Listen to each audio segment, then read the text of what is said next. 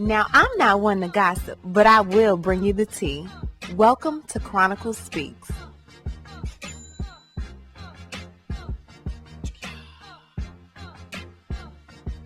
Please, I don't have any time for any gossip now.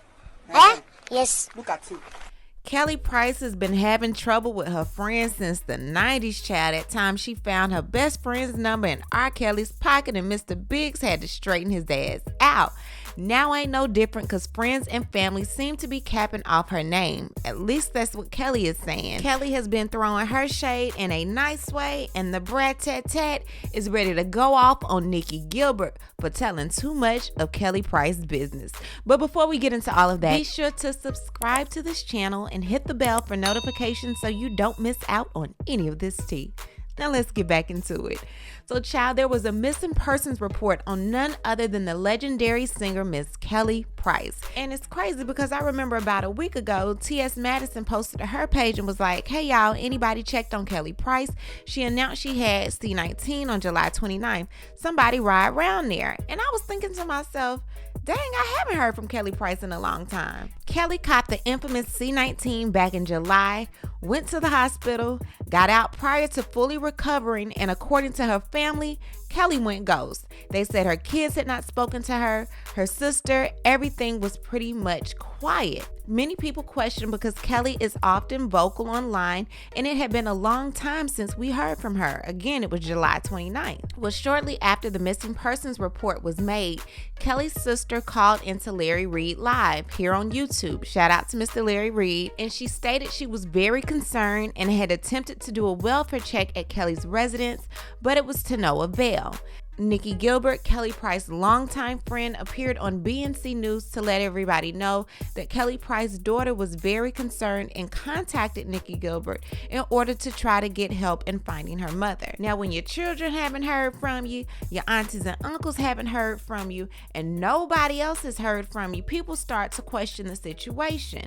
Now, her fiance, who we've now found out is her husband, was said to be keeping Kelly away from friends and family. So her attorney comes out and says, hey, Kelly's fine. We talked to her. She had COVID. She's in an undisclosed location. We're like, no, we need to set eyes on Kelly. Now, more and more people come out and say Kelly's fine. They spoke to her. Mia X was one. The Brat was one. And then Nicci Gilbert said that she finally spoke to Kelly, and Kelly will be releasing a statement soon. Hey guys, I hope all is well. I just wanted to jump in here real quick to say first, happy Sunday. And second, I have spoken with Kelly Price. She called me last night. We had a very extensive conversation. I'm not going to share the details right now because I feel like Kelly should speak when she's ready. But Kelly is fine. She's not on a ventilator. She's not a hostage. She is healing from COVID. It was indeed Kelly. And if you are like me and you're really concerned about her, I hope that this does your heart good to know that our sister is A-okay. So that is all. We're still talking Missing Girls, the BMF premiere, and of course I'm going to share my thoughts on what I've learned from this situation and how we can all grow and evolve tonight at 10:30 on She Speaks Live. The link is in my bio. But Kelly's good. All right, peace and love. Now, after Nicci Gilbert said what she had to say, the Brat was like, hold up, I'm a little pissed. Like, why are you promoting your own thing in this lady's name? Are you her real friend? But when I start looking at social media, I'm seeing people talk about Kelly and you know, say I have spoken to her and all this bullshit. Like, yeah, a few of us have spoken to Kelly. You know, a few of her real friends and family that she fuck with. Like that. We've spoken to her. But this is not our fucking battle to speak out or to promote a motherfucking thing. You don't know what's going on in people's lives. You let them tell their story when they get ready. Or if you know what I'm saying? Like, if I talk to my friends and something is wrong, they not finna jump on social media or be trying to promote something and use my name. You know what I'm saying? Like, so yeah, Kelly is okay. And her children know that, and that's the bottom line. So when you heard that she was okay from her children and her attorney, what else the fuck do you want? So just wait for Kelly, or whatever she wants to do. I would think that would be enough, but people gotta still keep up shit And oh, she not this and she not that. A lot of us spoke to her, and she gave me permission to let some of the people know that have reached out to me that she's okay, without going in depth, without discussing what my friend and I discussed, because it's not nobody's business until she gets ready to tell it. Now, I don't want to be all involved in this shit, but I love Kelly and we communicate, okay? And I'm not finna be like, it don't even matter. I'm just letting y'all know Kelly's gonna speak to y'all soon. She is okay. But it's up to her to tell you the rest of the story. Please stop with this bullshit. Like, my goodness. I spoke to Kelly, but make sure to watch my show tonight. Bitch! Oh. Girl. Like, I'm not promoting. I didn't promoting. Like, come on, like at the expense of somebody's life or health or that's and if she didn't give you permission to do that, don't motherfucking do that. That's so I can't. That's so petty. Like, you are not a fucking friend when you do shit like that. You just crossed over to the other motherfucking side. Like, that is disrespectful. It's disgusting. Shit. Alright, I gotta get off this shit. Now, Kelly comes out via TMZ and says that not only has she had a long uphill battle with C19, but she also flatlined before and ended up leaving her home because fans were coming by, leaving things, and pretty much bothering her neighbors. They lost me.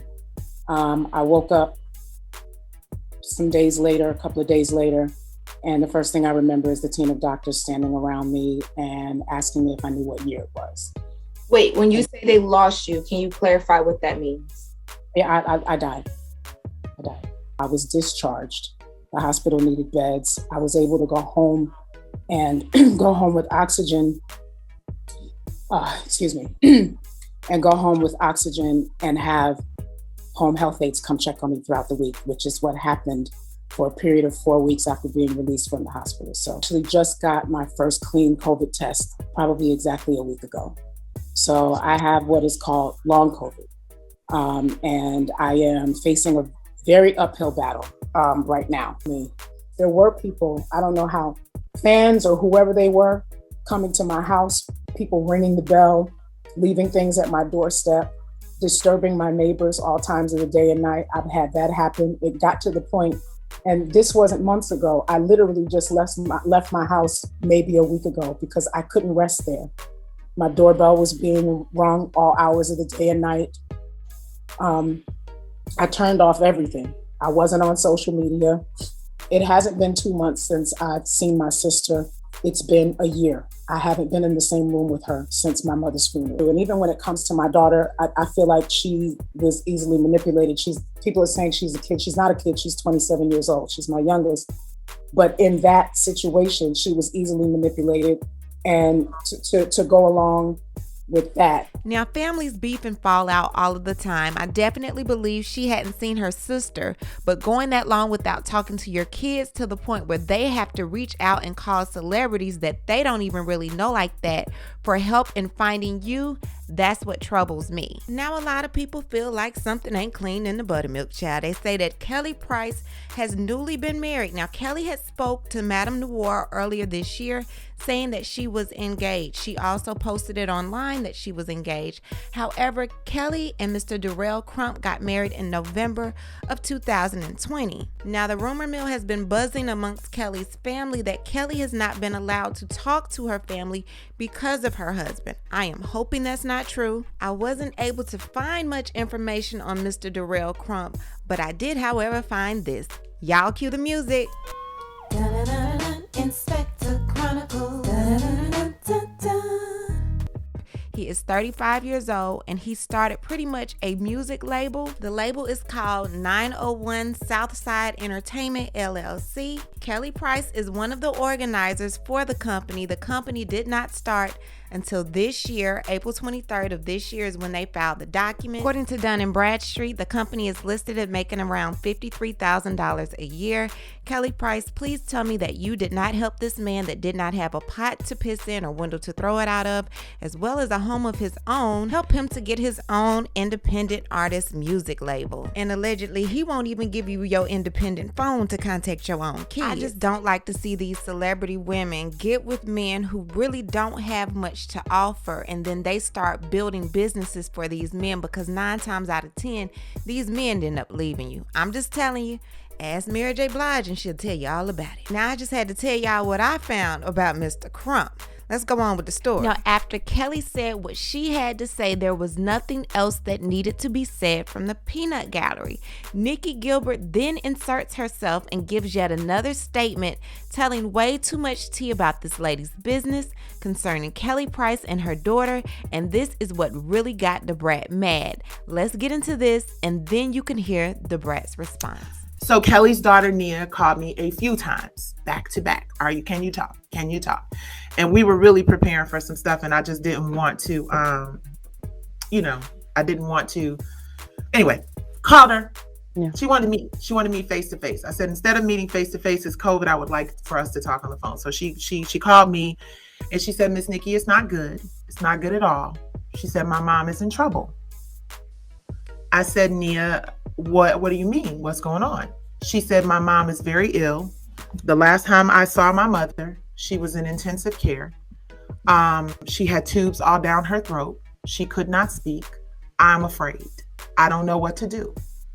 Now, this is really important for y'all to realize. And again, I'm only sharing this because there's a narrative out there that's all wrong about my involvement in this. This was probably 5 weeks ago. I'm not giving y'all specifics and dates. So I called Nia. I was like, Nia, well, what can you do? Can you call, this person?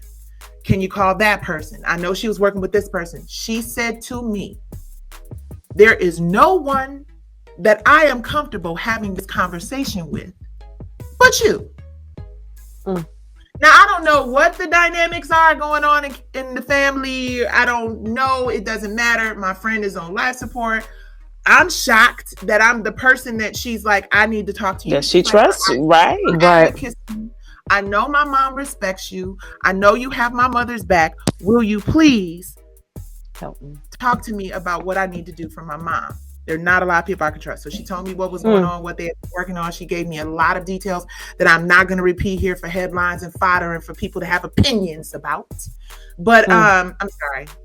I'm sorry, y'all. So keep going. I said, Nia, I got your back. I said, but I want to try to play this from the background because I remembered when I spoke up for Whitney Houston, what that backlash was. I never spoke about Maxie because of what, I'm like, oh, people just want to run with stuff. You know what I mean? I said, so I'm kind of PTSD'd a little bit with talking about stuff like this, but I'm going to help you, baby, because your mother is a woman in this industry that we all know and love. And if you're telling me that you've reached out to everyone else and no one else is helping you, I'm not going to turn my back on you, Nia. And then I started to call a few more people like, hey, Nia called me. Nia, has concern about her mother, and literally everybody I called, in all their defense, said maybe Kelly just doesn't want to be bothered. Maybe Kelly is just, healing, and she, you don't know the dynamic. Maybe she doesn't want to be bothered. So now I'm stuck between a daughter who I know to have a good relationship with her mother, and a daughter and a bunch of other people who kind of like, look, maybe it's not so serious. And I'm stuck. So I left it alone for a minute. Nia called me back. Miss Nicci, I don't know what to do. I'm really worried about my mother. And she was genuine. It wasn't no game, no BS. She was genuinely concerned. And then she shared some other things, which I'm not going to share any of that. So I said, Nia, the best thing that I can do, she said, I just want to check on her. I just want to make sure she's okay. She said, I attempted to check on her before, and I was unsuccessful because a series of things transpired at that time, which I'm not going into. I know what they are. For those of you who are like, oh, she just says from what I understand. So the thing about this welfare check that I did, I called a few friends because I have relationships with really dope, amazing people. And I said I wanted to do a welfare check, but I wanted to be very private. I don't want anybody to know about it. I don't want it to be a big thing because it's a high profile person. Her daughter has said to me she does not know what to do. Can you help me? We made a couple of calls and we got some really influential folks in law enforcement that we know to go and do a very private, low key, no press, no lights, no nothing, not even really on the record like that, welfare check for Kelly Price's daughter, who asked me several times if I could help her. Yeah. They did the welfare check. They said there was no response. Nobody was at the door. If they want to take it any farther, they have to do a missing persons report. This is what it became. We played the Detroit date. We got the other date. I said, Nia, we booked another date. Have you spoken to your mom? She said, no. I still have not spoken to my mother. And my aunt issued a welfare check on my mother. And it didn't go well, from what I understand, because she didn't respond. I said, oh, you have an aunt here. I didn't know you had an aunt. Well, good. This is another person that cares about your mother. Maybe she could pick up the slack and I could just let the ball go. So you and your aunt and because again, I know how some of y'all out here in these Instagram, social media streets be thinking somebody's doing something for clout, right? The Brat was not feeling Nicci Gilbert's video and definitely felt like she was doing it all for clout. This is the Brat's response to the video. Be divas. She used to sing background for Mariah Carey, my best friend, when Tommy Mottola was the president of Sony. We all used to be around each other as kids. So don't do that and say what I don't know. Now, I don't know the conversations you motherfuckers have had with Kelly. You right, I don't know that. But I do know you fell for the okie doke because she ain't talked to her sister in over a year since her mom passed away. But did you know that? But no, y'all so close. Why are you telling the story about what her daughter did and what her daughter said? Like, that is messy. 5 miles till messy, bitch. This what you want? Let's do it. I don't even do this petty shit. But tell your friend she ran her mouth too much. Don't come in here disrespecting my baby now. That's a whole different problem. Okay, that's a whole can of worms you don't want to open up. And I commend you for your platform and what you use it for. But don't lie on people and don't tell people's business. I'm not going to talk about this, but you've been on that motherfucker for 30 minutes. You don't want to do this? Yeah, we go way back too. But me and Kelly go way back even before that. And why the fuck anybody bringing up Michael Jackson in the group and the R&B divas and all that? Like, what are you talking about? If you doing your platform thing, do what you advocating for. You saved it all the way into the motherfucking end so people could listen to what you had to say. And that's all I was saying in my post. I was upset because you talking about Kelly to promote your shit. You telling Kelly's personal business. Kelly called a whole bunch of her friends that fucked with her, that checked on her, that made sure she was okay, and didn't stop checking on her. She know who checked on her. And I don't feel like this conversation was for public consumption. Of course, as a blogger, I'm going to talk about it, but Nicci did not have to bring it up, period. All I got to say is I am glad that Kelly is safe and sound and her family finally can rest assured that she is okay. I don't know what's going on with her and her new husband, but Kelly, all I got to say is be careful, sis. That's all I got to say. Be careful. Now I need to hear from you. What do you think about all of this madness concerning Miss Kelly Price? Do you think like she was being a diva? Do you think she could have come forward? Do you feel like her husband was holding her back? Or do you feel like sis just wanted to escape it all and didn't feel like being bothered with nobody? Leave a comment and you know how we do. We'll talk about it down below. As always, thanks for watching. Don't forget to subscribe to this channel, like this video, and hit the bell for notifications so you don't miss out on any of this tea.